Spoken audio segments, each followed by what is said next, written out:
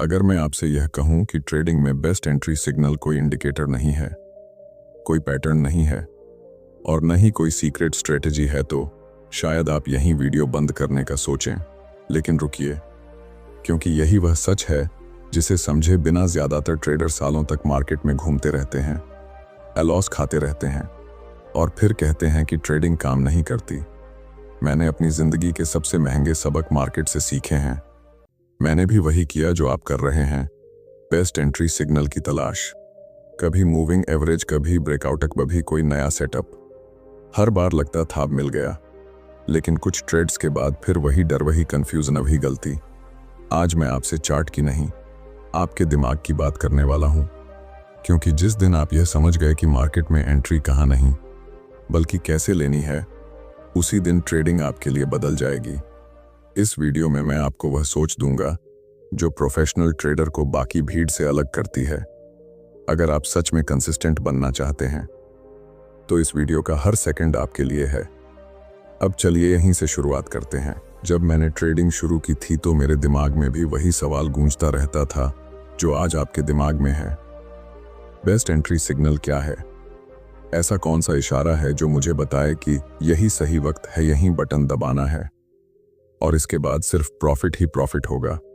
मैं चार्ट खोलता, हाँ कैंडल्स को घूरता रहता था और हर मूवमेंट में कोई ना कोई मतलब निकालने की कोशिश करता था। उस वक्त मुझे लगता था कि मार्केट मेरे खिलाफ खेल रही है। कभी लगता था कि एंट्री जल्दी हो गई, कभी लगता था कि देर हो गई। जैसे ही मैं एंट्री लेता मार्केट उल्टा चलने लगता और जैसे ही मैं बाहर निकलता मार्केट मेरी ही दिशा में भागने लगता। उस समय मैं सोचता था कि शायद मुझ में ही कुछ कमी है या फिर मुझे अभी तक सही एंट्री सिग्नल नहीं मिला है। मैंने वही किया जो ज़्यादातर ट्रेडर करते हैं, एक स्ट्रेटेजी से दूसरी स्ट्रेटेजी पर कूदना, एक इंडिकेटर से दूसरे इंडिकेटर पर भरोसा करना।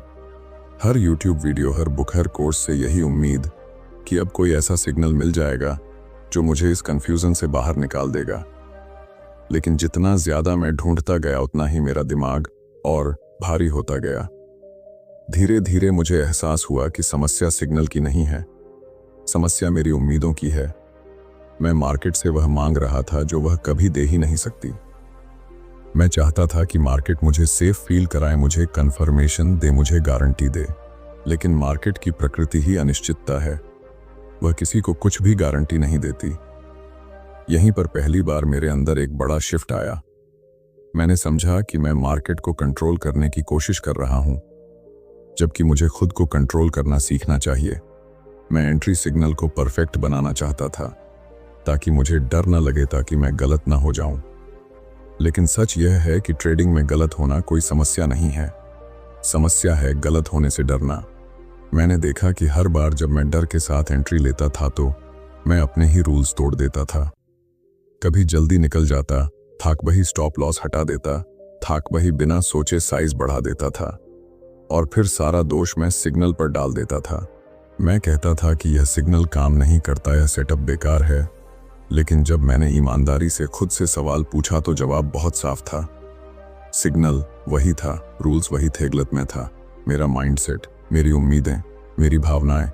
मैं हर ट्रेड को अपनी पहचान से जोड़ लेता था। अगर ट्रेड जीत गया तो मैं सही हूं, अगर ट्रेड हार गया तो मैं गलत हूं।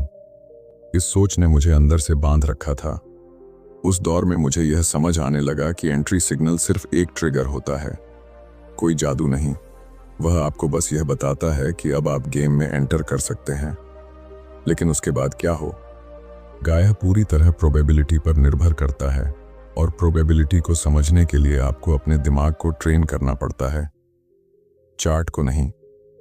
मैं यह भी समझने लगा कि जब तक मैं हर ट्रेड को यूनिक समझता रहूंगा तब तक मैं कंसिस्टेंट नहीं बन सकता। हर ट्रेड मुझे खास लगता था, जैसे यही ट्रेड सब कुछ बदल देगा, और यही सोच मुझे बार बार वही गलती करवाती थी। मार्केट मेरे लिए भावनाओं का मैदान बन गई थी, ना कि एक बिजनेस प्लेटफॉर्म। इसी जगह पर मैं आपको रोकना चाहता हूं। अगर आप भी हर ट्रेड को बहुत ज्यादा सीरियस लेते हैं, अगर आप हर एंट्री से पहले दिल की धड़कन महसूस करते हैं, तो समझ लीजिए कि समस्या एंट्री सिग्नल में नहीं है। समस्या इस बात में है कि आपने अभी तक मार्केट की अनिश्चितता को स्वीकार नहीं किया है। इस वीडियो में आगे मैं आपको यह दिखाने वाला हूं कि जब आप इस अनिश्चितता को एक्सेप्ट कर लेते हैं तो आपके लिए एंट्री लेना कितना आसान हो जाता है। कैसे आपका फोकस एक ट्रेड से हटकर ट्रेड्स की सीरीज पर चला जाता है और कैसे यहीं से प्रोफेशनल ट्रेडिंग की असली सोच शुरू होती है। जब मैंने यह स्वीकार कर लिया कि मार्केट अनिश्चित है तब मेरे अंदर सबसे बड़ा बदलाव शुरू हुआ। इससे पहले मैं अनिश्चितता से लड़ रहा था। मैं चाहता था कि हर एंट्री से पहले मुझे पूरा यकीन हो, कोई डाउट ना हो, कोई डर ना हो। लेकिन जैसे ही मैंने यह मान लिया कि ट्रेडिंग में कभी भी 100% कंफर्मेशन नहीं मिल सकता, मेरे दिमाग का बोझ हल्का होने लगा। मैंने खुद से एक सिंपल सवाल पूछा, अगर मैं पहले से जान ही नहीं सकता कि अगला ट्रेड जीतेगा या हारेगा तो फिर मैं किस चीज पर कंट्रोल कर सकता हूं? जवाब बहुत साफ था, मैं अपने फैसले, अपने रूल्स और अपने बिहेवियर पर कंट्रोल कर सकता हूं। मार्केट मेरे कंट्रोल में नहीं है, लेकिन मैं खुद अपने कंट्रोल में हो सकता हूं। यहीं से प्रोबेबिलिटी की सोच मेरे अंदर बैठने लगी। मैंने समझा कि हर एक ट्रेड एक बड़े गेम का छोटा सा हिस्सा है।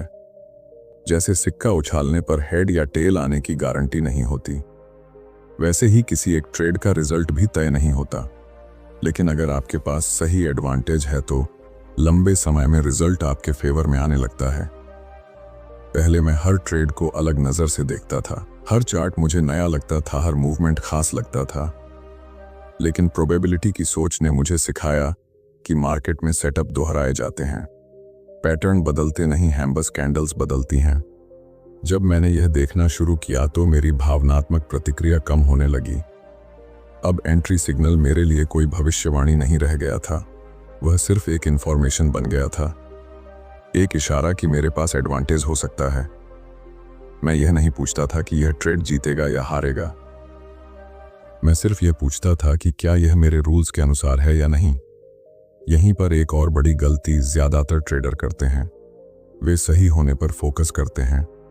वे चाहते हैं कि उनका एनालिसिस सही साबित हो, लेकिन जब आप सही होने की कोशिश करते हैं तो आप अनजाने में मार्केट से लड़ने लगते हैं। आप अपने विचार को डिफेंड करते हैं, अभले ही मार्केट आपके खिलाफ क्यों न चला जाए।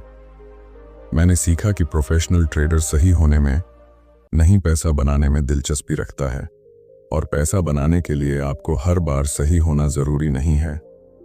आपको सिर्फ इतना करना होता है कि जब आपके फेवर में प्रोबेबिलिटी हो तब आप डिसिप्लिन के साथ एंट्री लें।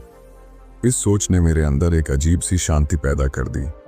अब लॉस मुझे परेशान नहीं करता था, क्योंकि मैं जानता था कि लॉस सिस्टम का हिस्सा है, गलती का नहीं। जब लॉस गलती नहीं होता तो उसके साथ गुस्साडर और शर्म भी नहीं आती। मैं आपको यहाँ यह भी बताना चाहता हूँ कि प्रोबेबिलिटी की सोच का मतलब यह नहीं है कि आप केयरलेस हो जाए। इसका मतलब यह है कि आप रियलिस्टिक हो जाए। आप यह मान लें कि कुछ ट्रेड्स आपके खिलाफ जाएंगे और इसके लिए आप पहले से तैयार रहें। जब आप इस तैयारी के साथ एंट्री लेते हैं तो आपकी बॉडी लैंग्वेज भी बदल जाती है। आपके हाथ नहीं कांपते, आप जल्दी जल्दी डिसीजन नहीं बदलते, आप हर टिक पर चार्ट नहीं घूरते, क्योंकि अब आप एक रिजल्ट पर नहीं, एक प्रोसेस पर भरोसा कर रहे होते हैं। यहीं से कंसिस्टेंसी की नींव पड़ती है। कंसिस्टेंसी किसी खास सिग्नल से नहीं आती, वह एक जैसी सोच से आती है। जब आपका दिमाग हर ट्रेड को एक जैसे ट्रीट करने लगता है तब मार्केट आपको कंट्रोल नहीं करता, आप खुद को कंट्रोल करने लगते हैं। अब मैं आपको उस सबसे बड़े दुश्मन से मिलवाने वाला हूं जो इस प्रोबेबिलिटी की सोच को सबसे ज्यादा नुकसान पहुंचाता है, डर, लालच और सेल्फ कॉन्फिडेंस की कमी। क्योंकि जब तक आप इन्हें नहीं समझते तब तक कोई भी सोच, कोई भी सिग्नल आपके लिए काम नहीं करेगा। अब यहां आकर ज्यादातर ट्रेडर अटक जाते हैं। वे प्रोबेबिलिटी को समझ तो लेते हैं, रूल्स भी बना लेते हैं, लेकिन जैसे ही असली पैसा दांव पर लगता है पूरा माइंडसेट हिलने लगता है। मैंने इसे बहुत करीब से देखा है और मैंने इसे खुद के अंदर भी जिया है। डर, लालच और सेल्फ कॉन्फिडेंस की कमी यही वह ताकतें हैं जो अच्छे सिस्टम को भी बेकार बना देती हैं। सबसे पहले डर की बात करते हैं। डर इसलिए नहीं आता कि मार्केट खतरनाक है, डर इसलिए आता है क्योंकि हम लॉस को पर्सनल ले लेते हैं। जब भी मैं एंट्री लेने वाला होता था मेरे दिमाग में यह नहीं चलता था कि यह एक ट्रेड है। मेरे दिमाग में चलता था कि अगर यह गलत हो गया तो मैं गलत साबित हो जाऊंगा, यह सोच इतनी सूक्ष्म होती है कि ज्यादातर ट्रेडर इसे पहचान ही नहीं पाते। डर के साथ एंट्री लेने का रिजल्ट हमेशा एक जैसा होता है। या तो आप देर से एंट्री लेते हैं, या फिर थोड़ा सा मूवमेंट आपके खिलाफ आते ही बाहर निकल जाते हैं, और जैसे ही आप बाहर निकलते हैं मार्केट आपकी ही दिशा में चलने लगता है। फिर आप खुद पर गुस्सा करते हैं, अपने सिस्टम पर शक करते हैं और अगली बार और ज्यादा कंफ्यूज हो जाते हैं। अब लालच की बात करते हैं। लालच बहुत चालाक होता है। वह प्रॉफिट के बाद आता है। जब कुछ ट्रेड्स सही चल जाते हैं तो दिमाग में एक आवाज आती है, इस बार थोड़ा साइज बढ़ा लेते हैं, इस बार स्टॉप लॉस थोड़ा ढीला कर देते हैं, क्योंकि अभी तो मार्केट मेरे फेवर में है। यहीं पर डिसिप्लिन टूटता है। मैंने देखा है कि लालच के समय लोग खुद को बहुत स्मार्ट समझने लगते हैं। उन्हें लगता है कि अब वे मार्केट को समझ गए हैं, लेकिन मार्केट किसी की समझ से नहीं चलता। जब आप इस फीलिंग में ट्रेड करते हैं तो आप प्रोबेबिलिटी के खिलाफ चले जाते हैं, और एक ही गलत ट्रेड आपके कई सही ट्रेड्स का प्रॉफिट मिटा देता है। डर और लालच के बीच में जो चीज सबसे ज्यादा डैमेज होती है वह है सेल्फ कॉन्फिडेंस। असली सेल्फ कॉन्फिडेंस बाहर से नहीं आता। वह न किसी मोटिवेशनल वीडियो से आता है, न किसी बड़े प्रॉफिट से। वह आता है खुद पर भरोसे से, अपने प्रोसेस पर भरोसे से। जब आपका सेल्फ कॉन्फिडेंस कमजोर होता है तो आप हर नए ट्रेड में पुराने लॉस को लेकर बैठते हैं। आप चार्ट को साफ नजर से नहीं देख पाते। आप यह नहीं देखते कि मार्केट क्या कर रही है। आप यह देखते हैं कि आपको क्या हो सकता है। और यही फर्क प्रोफेशनल और अमेच्योर के बीच होता है। मैंने अपने एक्सपीरियंस में यह सीखा कि डर और लालच को खत्म नहीं किया जा सकता, लेकिन उन्हें कंट्रोल किया जा सकता है। और उन्हें कंट्रोल करने का एक ही तरीका है, हर ट्रेड को एक जैसा ट्रीट करना, न ज्यादा उम्मीद न ज्यादा डर। जब मैं किसी एंट्री सिग्नल पर क्लिक करता हूं तो मेरे लिए वह बस एक एग्जीक्यूशन होता है। न मैं उससे प्यार करता हूं, नफरत। मैं पहले से जानता हूं कि अगर यह ट्रेड लॉस में गया तो मेरा रिस्क लिमिटेड है, और अगर यह प्रॉफिट में गया तो मैं अपने प्लान के अनुसार ही निकलूंगा। यह सोच अचानक नहीं आती, इसके लिए प्रैक्टिस चाहिए। हर दिन खुद को याद दिलाना पड़ता है कि मार्केट मेरे खिलाफ नहीं है और न ही मेरे फेवर में है। मार्केट बस है और मुझे उसी के साथ फ्लो करना है। यहीं पर ज्यादातर लोग हार मान लेते हैं, क्योंकि यह काम आसान नहीं है। चार्ट सीखना आसान है, इंडिकेटर सीखना आसान है, लेकिन खुद को समझना सबसे मुश्किल काम है। लेकिन जब आप यह कर लेते हैं तब ट्रेडिंग एक इमोशनल लड़ाई नहीं रहती। अब मैं आपको यह दिखाने वाला हूं कि जब डर, लालच और सेल्फ कॉन्फिडेंस कंट्रोल में आ जाते हैं तो बेस्ट एंट्री सिग्नल की परिभाषा कैसे बदल जाती है। तब आप सिग्नल को अलग नजर से देखने लगते हैं और वहीं से आपका पूरा गेम बदलता है। अब यहां पर आकर बेस्ट एंट्री सिग्नल का मतलब पूरी तरह बदल जाता है। शुरुआत में मैं भी यही मानता था कि बेस्ट सिग्नल वही होता है जो सबसे ज्यादा बार सही साबित हो। लेकिन जैसे जैसे मेरा एक्सपीरियंस बढ़ा मुझे समझ आया कि बेस्ट एंट्री सिग्नल वह नहीं होता जो हमेशा जीते, बल्कि वह होता है जिसे आप बिना किसी इमोशनल ड्रामा के ले सकें। मैंने यह नोटिस किया कि जब भी कोई सेटअप मुझे कंफ्यूज करता था, मैं उसे जबरदस्ती ट्रेड करने की कोशिश करता था। मुझे लगता था कि अगर मैंने यह मौका छोड़ दिया तो शायद अगला मौका नहीं मिलेगा।